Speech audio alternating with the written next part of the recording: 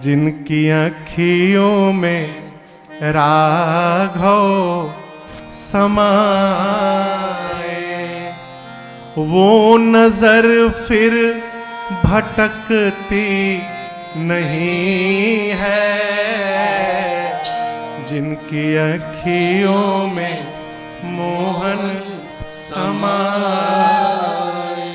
भगवान शंकर कहते देवी, जिसकी आंखों ने नयनन संत दर्श नहीं, जिसने अपनी आंखों से संतों का दर्शन नहीं किया, वो आंख नहीं है, वो मोर के पंख पे बना हुआ आंख है, किसी काम का नहीं। लोचन मोर पंख सम लेखा। जिसका सिर अपने से श्रेष्ठ के चरणों में न झुके, वो सिर नहीं है, वो कड़वी लौका है, बेकार, किसी काम का नहीं। या प्रणाम करने की विधि जानते हैं? प्रणाम कैसे करते हैं? पहली बात, बेटियों को और माताओं को दंडवत करना निषेध है। माता जी लोगों को, बेटियों को लौट के प्रणाम नहीं करना चाहिए कहीं भी। जो बेटियां हैं जिनका विवाह नहीं भया है, उनको तो किसी का भी पांव नहीं छूना चाहिए, किसी का भी नहीं। कितने भी बड़े महात्मा मुनि क्यों ना हो, दूर से हाथ जोड़कर खड़े खड़े सिर झुका के प्रणाम कर लीजिए, हो गया। जो माता जी लोग हैं उनको पांव छू के प्रणाम करना चाहिए, ये नियम है, दंडवत वर्जित है। कई माता इतने भाव में आ जाती कि लौटा जाती है, ये अपराध है। स्त्री धरती पर लेटे, स्त्री का भार मां धरती बर्दाश्त नहीं कर पाती है, इसलिए स्त्री को वर्जित है लेटना धरती पर दंडवत करने के लिए। पुरुष को लेटकर साष्टांग अपने 6 अंगों को, 8 अंगों को धरती पर, उसमें विधि है कि शरीर का कौन सा अंग स्पर्श करे साष्टांग करते समय। ये नहीं कि पूरा लेट जाए, नहीं, 8 अंग केवल स्पर्श करते हैं, इसलिए उसको साष्टांग कहते हैं। दंडवत करना, दंडवत करने का आजकल तो लोग अद्भुत स्टाइल में प्रणाम करते हैं साहब। एक आदमी अभी कुछ दिन पहले हमको प्रणाम किया फोटो खिंचवाने के लिए। अच्छा, आपको बतावें 95% लोग केवल फोटो खिंचवाने के लिए प्रणाम करते हैं।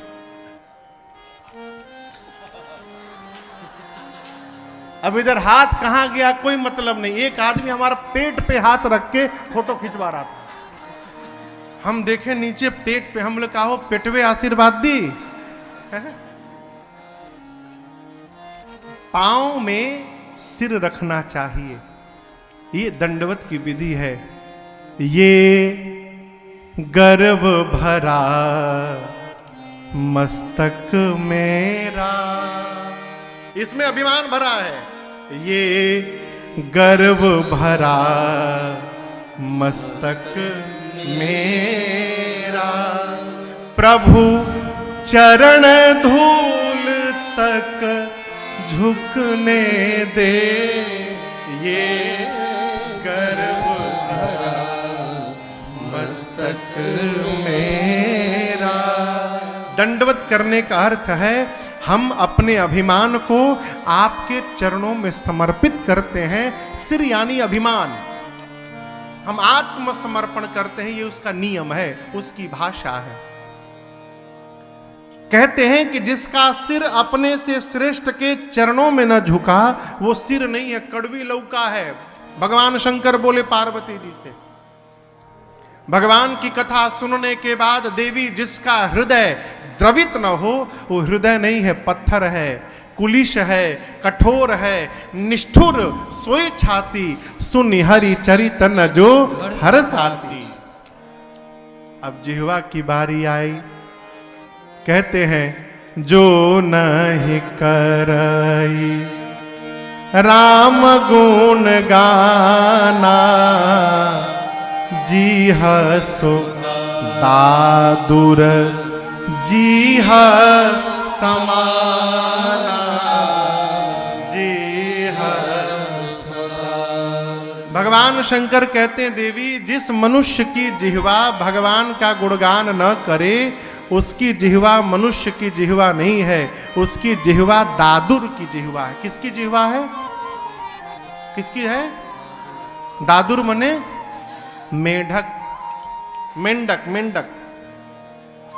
मेंढक की जीवा कैसे हो गई महाराज? बरसात में मेढक रतिया भर टर्रात है, रात भर आप सुनिए मेढक टर्राता है बरसात में। कोई खड़ा होकर उसको सुनता है क्या? कोई भी?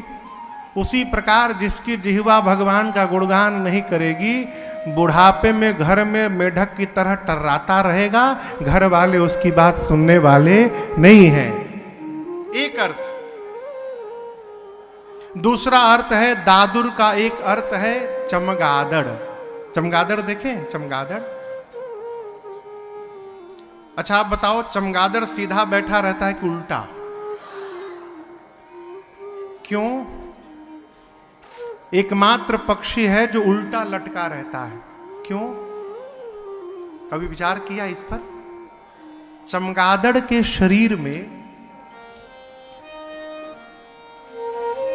जो क्षय करने के अंग है, मल मूत्र त्याग करने का जो अंग है, वो चमगादड़ के शरीर में नहीं होता। वो जिस मुहवा, जिस जिह्वा से, मुख से भोजन करता है, उसी मुख से क्षय करता है, इसलिए उल्टा लटका रहता है हमेशा।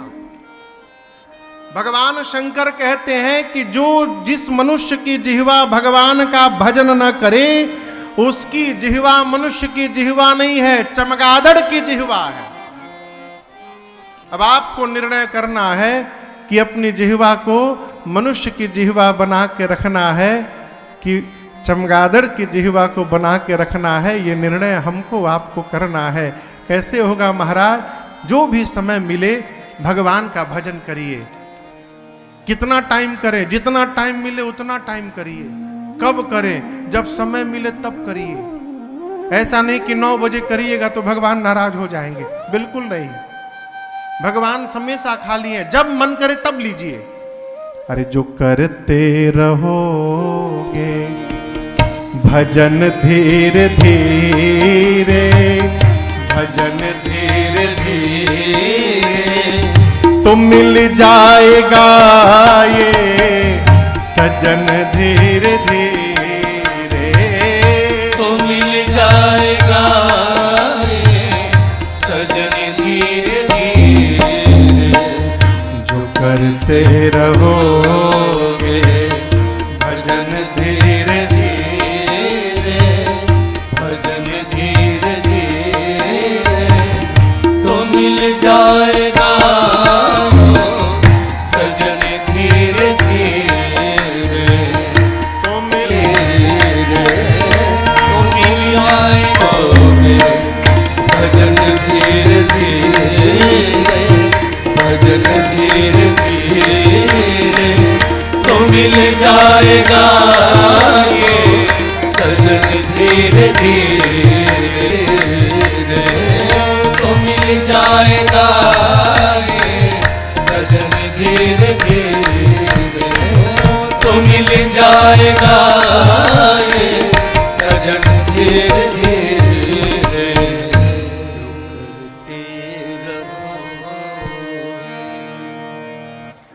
भजन धीरे धीरे, तो मिल जाएगा ये सजन धीरे धीरे। शंकर भगवान कहते हैं, देवी जिसकी जिह्वा भगवान का गुणगान न करे, उसकी जिह्वा दादुर की जिह्वा है। बाबा ने मैया से कहा, देवी आपने कथा पूछी, मैं आपको कथा अवश्य सुनाऊंगा, लेकिन एक बात मैं आपसे कहना चाहता हूं, आपकी एक बात मुझे अच्छी नहीं लगी। अब यहां एक सिद्धांत सुनिएगा। अभी भगवान शंकर मां भवानी को प्रशंसा कर रहे थे ना, धन्यवाद धन्यवाद। अब डांटने वाले थोड़ा सा। हाँ, एक कथा कहती है, किसी को यदि थोड़ा डांटना हो ना, तो डांटने के पहले उसकी थोड़ी प्रशंसा कर दीजिए। प्रशंसा के बाद यदि थोड़ा कड़वा भी कहेंगे ना, तो बात उतनी बुरी नहीं लगती है? बाबा बोले, देवी एक बात नहीं मोहि सुहानी, यद्यपि मोह बस कहेऊ भवानी। यद्यपि पार्वती जी आपने मोह के कारण कहा, लेकिन मुझे आपकी बात अच्छी नहीं लगी। आपने कहा कि राम जी कोई और है, कैसे कह दिया आपने? आपको पता है ये वाक्य कौन कहता है? कहाँ ही सुनहि अस अधम नर ग्रसेज मोह पिशाच पाखंडी हरिपद विमुख जे जानहि झूठ न साच। भगवान शंकर बोले जो पाखंडी हैं, जिसको सत्य और असत्य का ज्ञान नहीं है, जो धर्म से विमुख हो चुका है, जिसको भूत ने पकड़ लिया है, जो मोह से ग्रसित हो रखा है, वो व्यक्ति कह सकता है कि राम जी कोई और हैं। आपने कैसे कह दिया? जीवन में 4 व्यक्ति की बात पर ध्यान नहीं देना चाहिए। कितने व्यक्ति की बात पर? एक बातुल यानी जिसको बोलने की बीमारी हो, हर विषय पर बोले, कुछ भी बोले। एक आदमी कह रहा था कि जो विज्ञान सब कुछ क्लाउड में छोड़ा जा रहा है, ये बहुत गलत है, ये ठीक नहीं है। जिसको देखो क्लाउड में सेव कर रहा है। उसने पूछा भाई कैसे ठीक नहीं है? मानो आज हम अपना फोटो रामेश्वरम के इस हॉल के क्लाउड में सेव कर दिए, कल तो ये क्लाउड कहीं और चला जाएगा, तो फिर हमारा फोटो मिलेगा कैसे? अरे नहीं जानकारी है तो क्यों बोल रहे हैं भाई? सब हम जान जाएं, आवश्यक तो नहीं है। ऐसे व्यक्ति को बातुल कहते हैं, हर विषय पर जो डिग्री लेकर बैठा है। इस प्रकार के व्यक्ति पर ध्यान नहीं देना चाहिए। दूसरा भूत विवश, जिसको भूत पकड़ ले, वो कुछ भी बोलता है अंट संट। तीसरा मतवारे समझते हैं ना? मतवारे, हाँ मतवारे मने, अरे नहीं मतवारे मने जो लेके टुन्न हो गया है।